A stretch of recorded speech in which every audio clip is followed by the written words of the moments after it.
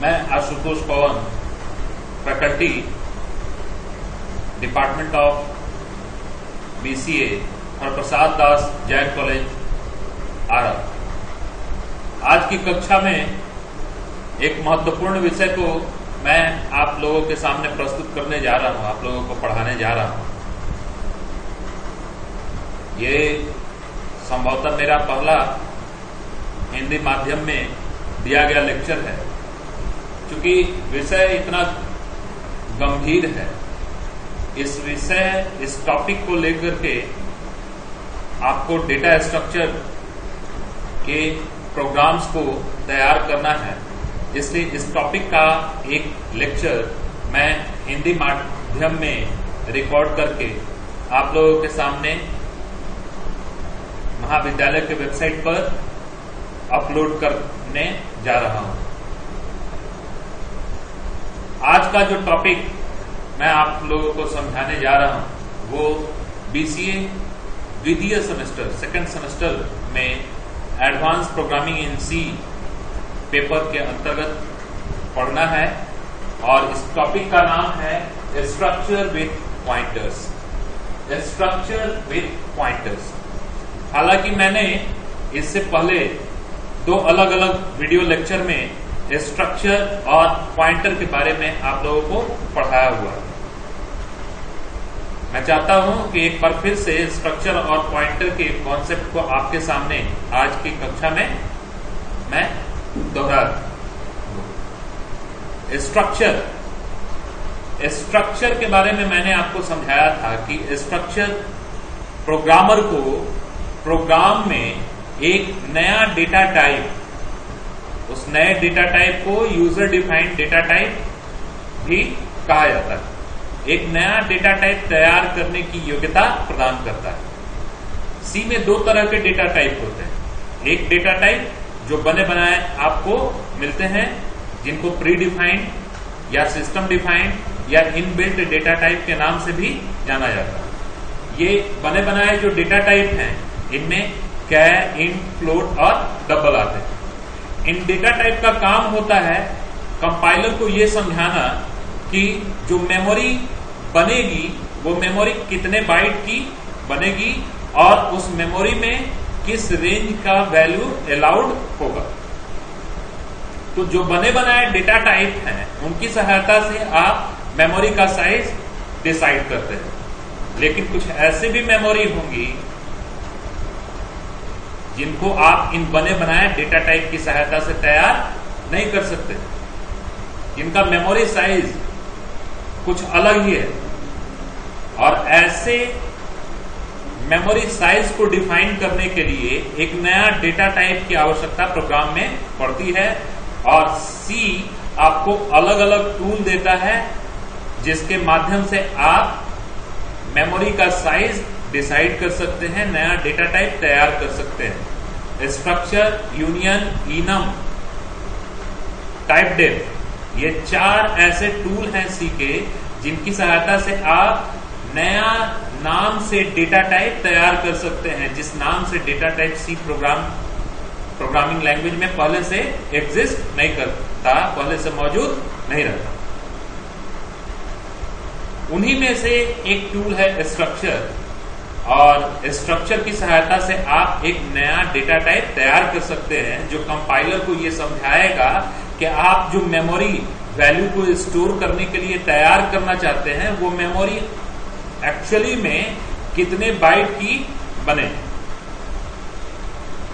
अगर आपको 15 जैसा कोई मान कंप्यूटर की मेमोरी में रखना है तो 15 एक इंटीजर क्वांटिटी है और इस इंटीजर क्वांटिटी को कंप्यूटर की मेमोरी में रखने के लिए आप एक integer memory pre defined data type int का उपयोग करके तैयार कर सकते हैं। वैसे ही जेंडर का इंफॉर्मेशन मेल या फीमेल, M या F कैरेक्टर के रूप में स्टोर करने के लिए आप बने बनाए डेटा टाइप कैर का उपयोग करके अपनी मेमोरी तैयार कर सकते हैं। लेकिन अगर आपको डेट ऑफ बर्थ रखना हो तो डेट ऑफ बर्थ के लिए आपको एक डेट टाइप की मेमोरी तैयार करनी पड़ेगी और C में कोई भी ऐसा पहले से बना बनाया कोई डेटा टाइप नहीं है जिसकी सहायता से आप कंप्यूटर की मेमोरी में डेट को स्टोर कर सके। तो डेट को स्टोर करने के लिए आपको एक अलग टाइप की मेमोरी प्रोग्राम में डिक्लेयर करनी पड़ेगी, और वो पहले आपको एक अलग टाइप प्रोग्राम में तैयार करना पड़ेगा, और वो अलग टाइप तैयार करने के लिए आप स्ट्रक्चर का प्रोग्राम में यूज करेंगे, जिसके बारे में मैंने आपको स्ट्रक्चर से रिलेटेड जो वीडियो अपलोड किया गया है जैन कॉलेज के वेबसाइट पे, उसमें मैं स्ट्रक्चर के बारे में सब कुछ समझा चुका हूं। पॉइंटर एक ऐसा वेरिएबल होता है जिसमें उसके प्रकार, पॉइंटर जिस प्रकार का होगा उसी प्रकार के मेमोरी का एड्रेस आप स्टोर कर सकते हैं। मेमोरी में जो कुछ भी स्टोर हुआ है, मेमोरी में जो भी वैल्यू स्टोर हुआ है या स्टोर होने वाला है, उसको या तो यूज करना या मेमोरी में स्टोर करने के लिए आपके पास दो मेथड है। जिस मेमोरी में वो वैल्यू स्टोर हुआ है उस मेमोरी के नाम से आप उस वैल्यू को अपने किसी टास्क के लिए यूज कर सकते हैं, और नहीं तो एक दूसरा तरीका है, वो नाम की मेमोरी आपके मेमोरी डिवाइस में जिस लोकेशन, जिस एड्रेस पर तैयार हुई है, उस एड्रेस को आप किसी वेरिएबल में स्टोर करके और उस एड्रेस से आप उस मेमोरी के कंटेंट को एक्सेस कर सकते हैं। उस मेमोरी के कंटेंट को या तो यूज कर सकते हैं या अपने आवश्यकता के अनुसार अगर आपको जरूरत पड़ी तो आप उस मेमोरी के कंटेंट को मॉडिफाई भी कर सकते हैं, जिसके बारे में सब कुछ मैं आपको पॉइंटर से रिलेटेड वीडियो में समझा चुका हूं। लेकिन आज का जो टॉपिक है वो स्ट्रक्चर और पॉइंटर दोनों को मिला करके। तो आपको यदि स्ट्रक्चर के लिए प्रोग्राम में पॉइंटर डिक्लेयर करने की आवश्यकता हुई, तो जिस प्रकार से आप स्ट्रक्चर वेरिएबल को प्रोग्राम में डिक्लेयर करते हैं, उसी प्रकार से आप अपने प्रोग्राम में स्ट्रक्चर पॉइंटर वेरिएबल को भी डिक्लेयर कर सकते हैं। और पॉइंटर के बारे में आप जानते हैं, अपने समान प्रकार के मेमोरी के एड्रेस को पॉइंटर स्टोर करता है। तो स्ट्रक्चर का अगर कोई पॉइंटर आप अपने प्रोग्राम में डिक्लेयर करते हैं तो वो स्ट्रक्चर का पॉइंटर स्ट्रक्चर मेमोरी के एड्रेस को स्टोर कर सकता है। और आपको भली भांति मालूम है, स्ट्रक्चर का कोई वेरिएबल प्रोग्राम में डिक्लेयर करने के पहले आपको स्ट्रक्चर को डिक्लेयर करना होता है। स्ट्रक्चर को डिक्लेयर करने के लिए मैं आपको 3 अलग अलग सिंटैक्स समझा चुका हूं। उनमें से एक सिंटैक्स अभी बोर्ड पर यहां है, ये एक आपका सिंटैक्स है। दूसरा सिंटैक्स मैंने आपको समझाया था,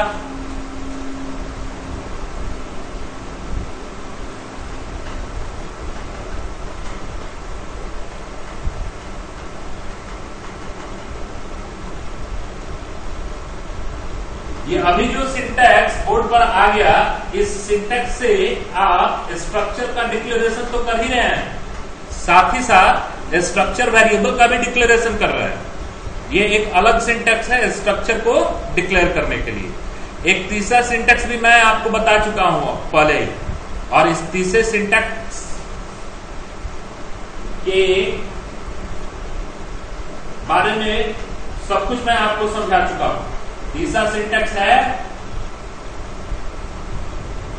और अगर आप अपने प्रोग्राम में इस तीसरे सिंटैक्स को स्ट्रक्चर को डिक्लेयर करने के लिए यूज कर रहे हैं, तो जो भी स्ट्रक्चर टाइप की मेमोरी आपको प्रोग्राम में यूज करनी है, वो स्ट्रक्चर टाइप की मेमोरी कर्ली ब्रैकेट क्लोज और सेमीकोलन के बीच में आपको बना लेना है।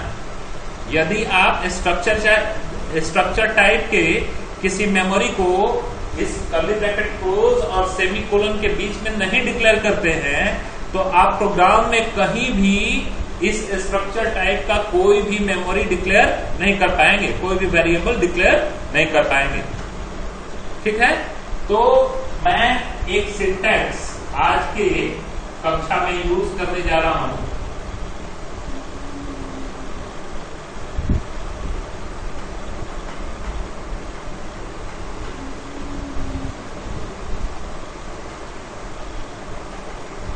इस सिंटैक्स की सहायता से स्ट्रक्चर का डिक्लेरेशन किया जा सकता है। अगर आप इस सिंटैक्स की सहायता से स्ट्रक्चर का डिक्लेयर कर रहे हैं तो स्ट्रक्चर टाइप की मेमोरी बनाने का भी सिंटैक्स मैं बोर्ड पर पहले ही यहां पर लिख चुका हूं। स्ट्रक्चर वेरिएबल को डिक्लेयर करने के लिए स्ट्रक्चर डिक्लेयर करने के बाद आपको अपने प्रोग्राम में स्ट्रक्चर वेरिएबल डिक्लेयर करना है और स्ट्रक्चर वेरिएबल डिक्लेयर करने के लिए आपको ये सिंटैक्स यूज करना है। अगर आप अपने प्रोग्राम में स्ट्रक्चर टाइप के किसी भी वैल्यू को स्ट्रक्चर टाइप के मेमोरी में स्टोर करना चाहते हैं तो उस स्ट्रक्चर मेमोरी में स्ट्रक्चर टाइप का वैल्यू स्टोर करने के लिए जो मेमोरी क्रिएट करनी होगी वो मेमोरी इस सिंटैक्स के आधार पर क्रिएट करनी होगी। आप अगर स्ट्रक्चर मेमोरी क्रिएट कर रहे हैं उसी प्रकार से आप अपने प्रोग्राम में स्ट्रक्चर का पॉइंटर भी डिक्लेयर कर सकते हैं। स्ट्रक्चर के पॉइंटर को डिक्लेयर करने के लिए जो सिंटैक्स है वो सिंटैक्स मैं बोर्ड पर लिख रहा हूं। स्ट्रक्ट टैग नेम पॉइंटर के लिए डी रेफरेंस ऑपरेटर डिक्लेरेशन में आपको आइडेंटिफायर नेम के पहले देना होता है। यदि आप किसी भी वेरिएबल के डिक्लेरेशन स्टेटमेंट में आइडेंटिफायर नेम के पहले डी रेफरेंस ऑपरेटर का यूज कर लेते हैं तो आपका ये आइडेंटिफायर पॉइंटर वेरिएबल बन जाता है। लेकिन यहां पर जो पॉइंटर डिक्लेयर किया जा रहा है वो पॉइंटर बेसिकली इस टैग नेम के लिए डिक्लेयर किया जा रहा है और ये टैग नेम वही टैग नेम है जो आपने स्ट्रक्चर के डिक्लेरेशन में यूज किया है।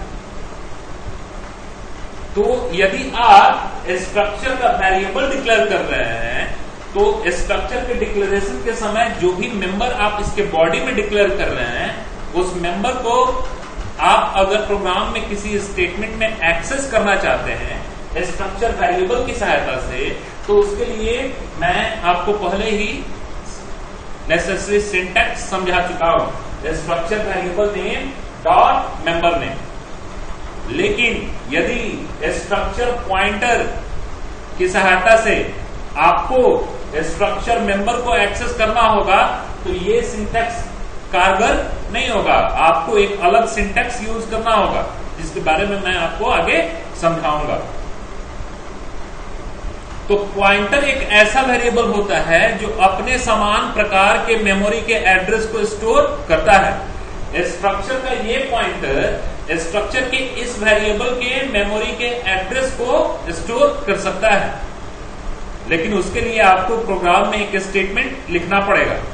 अगर आप स्ट्रक्चर के पॉइंटर में स्ट्रक्चर मेमोरी का एड्रेस स्टोर करना चाहते हैं तो उसके लिए आपको प्रोग्राम में एक स्टेटमेंट लिखना पड़ेगा और वो स्टेटमेंट कैसे लिखा जाएगा, किस सिंटैक्स पर लिखा जाएगा वो मैं आपको समझाने जा रहा हूं। स्ट्रक्चर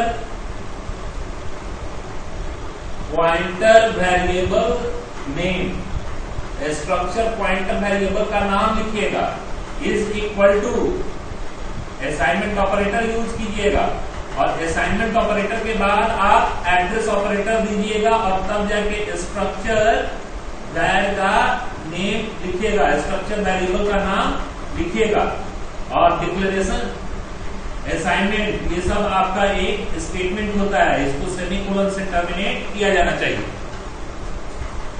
इस सिंटैक्स का उपयोग करते हुए आप अपने प्रोग्राम में डिक्लेयर किए गए स्ट्रक्चर वेरिएबल के अंदर, स्ट्रक्चर पॉइंटर वेरिएबल के अंदर किसी भी स्ट्रक्चर डिक्लेयर किए गए स्ट्रक्चर वेरिएबल के एड्रेस को स्टोर कर सकते हैं। ओके, अब एक बार स्ट्रक्चर पॉइंटर वेरिएबल आपके स्ट्रक्चर वेरिएबल का एड्रेस स्टोर कर लेता है तो आप इस पॉइंटर वेरिएबल से इस स्ट्रक्चर वेरिएबल के डिक्लेयर किए गए मेंबर को भी एक्सेस प्रोग्राम में कर सकते हैं और इसके लिए आपको एक सिंटैक्स उपयोग करना होगा। स्ट्रक्चर वेरिएबल से स्ट्रक्चर के मेंबर को यूज करने का ये सिंटैक्स है। लेकिन इस स्ट्रक्चर पॉइंटर वेरिएबल से जिस स्ट्रक्चर वेरिएबल का एड्रेस से पॉइंटर रखा है, उस स्ट्रक्चर वेरिएबल के मेंबर को एक्सेस करने का तरीका अलग है। वो सिंटेक्स मैं बोर्ड पर ऊपर में लिखने जा रहा हूं। यह सिंटेक्स किस लिए लिख रहा हूं? ताकि जब कभी भी आपको अपने प्रोग्राम में स्ट्रक्चर पॉइंटर वेरिएबल से स्ट्रक्चर वेरिएबल के मेंबर को एक्सेस करना हो। एक्सेस करने का मतलब क्या होता है? किसी कैलकुलेशन स्टेटमेंट में यूज करना, किसी इनपुट स्टेटमेंट में यूज करना, किसी आउटपुट स्टेटमेंट में यूज करना, या कंडीशनल चेकिंग वगैरह जो आप कर रहे हैं, उसमें जब आप किसी वेरिएबल को यूज करते हैं तो उसको कहा जाता है आप उस मेमोरी को एक्सेस कर रहे हैं। तो इसी प्रकार से यदि स्ट्रक्चर पॉइंटर वेरिएबल से आप स्ट्रक्चर वेरिएबल के मेंबर को एक्सेस करना चाहते हैं तो उसके लिए एक सिंटेक्स आपको फॉलो करना पड़ेगा, और वो सिंटेक्स क्या है? Asterisk structure pointer variable name dot member name. इस सिंटेक्स का यूज करके आप अपने प्रोग्राम में स्ट्रक्चर पॉइंटर वेरिएबल से स्ट्रक्चर मेंबर को एक्सेस कर सकते हैं। स्ट्रक्चर पॉइंटर वेरिएबल ने जिस स्ट्रक्चर वेरिएबल का एड्रेस स्टोर किया हुआ है, उस स्ट्रक्चर वेरिएबल के मेंबर को स्ट्रक्चर पॉइंटर वेरिएबल से एक्सेस करने का ये सिंटेक्स मैंने बोर्ड पर लिखा हुआ है। यदि आप इस सिंटेक्स का यूज नहीं करना चाहते हो, अब इस सिंटेक्स में क्या है? इस सिंटेक्स में पॉइंटर इन direction operator, D reference operator यहां पर दिया हुआ है, और डी रेफरेंस ऑपरेटर के बाद यहां पर डॉट मेंबरशिप ऑपरेटर दिया हुआ है। स्ट्रक्चर पॉइंटर वेरिएबल के पहले डी रेफरेंस ऑपरेटर और मेंबर को एक्सेस करने के लिए मेंबरशिप ऑपरेटर, ये दोनों ऑपरेटर यहां पर यूज किए जाएंगे। लेकिन D reference operator structure pointer variable के नाम के पहले, और membership operator structure pointer variable के नाम के बाद और मेंबर के नेम के पहले आपको यूज करना होगा, ताकि आप स्ट्रक्चर पॉइंटर वेरिएबल से स्ट्रक्चर वेरिएबल के मेंबर को किसी स्टेटमेंट में यूज या एक्सेस कर सके। इस सिंटेक्स के अलावा भी एक सिंटेक्स है जिसका उपयोग करते हुए आप स्ट्रक्चर पॉइंटर वेरिएबल से जिस वेरिएबल का एड्रेस स्ट्रक्चर पॉइंटर वेरिएबल ने स्टोर किया हुआ है, उस स्ट्रक्चर वेरिएबल के मेंबर को आप एक्सेस कर सकते हैं। और इसके लिए जो सिंटेक्स है इसके अलावा वो क्या है? स्ट्रक्चर पॉइंटर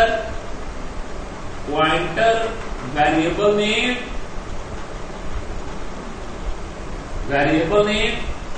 एरो हाइफन और ग्रेटर देन मिला के एक ऑपरेटर यहां पर बन रहा है। इनडायरेक्शन ऑपरेटर इसको कहते हैं, और ये इनडायरेक्शन ऑपरेटर आपको यूज करना है और तब जाके मेंबर का नाम लिख देना है। अब इस सिंटेक्स में ये ग्रेटर देन नेसेसरी है हाइफन के बाद। यहां पर इसके बदले आपको आपके प्रोग्राम का स्ट्रक्चर पॉइंटर वेरिएबल का नाम रिप्लेस कर देना है, और इसके बदले आपके स्ट्रक्चर मेंबर का नाम रिप्लेस कर देना है। लेकिन ये ऑपरेटर आपको ज्यों का त्यों अपने प्रोग्राम में लिखना है। तो अगर इतनी सारी बातें आप ध्यान रखेंगे तो आप स्ट्रक्चर पॉइंटर वेरिएबल को अपने प्रोग्राम में यूज कर सकते हैं, ताकि स्ट्रक्चर मेमोरी के ऊपर ऑपरेशंस किए जा सके। और एक एग्जाम्पल प्रोग्राम के द्वारा अपने एक अगले वीडियो लेक्चर में मैं इन सारे सिंटैक्सेस को यूज करने का तरीका आपको समझाऊंगा।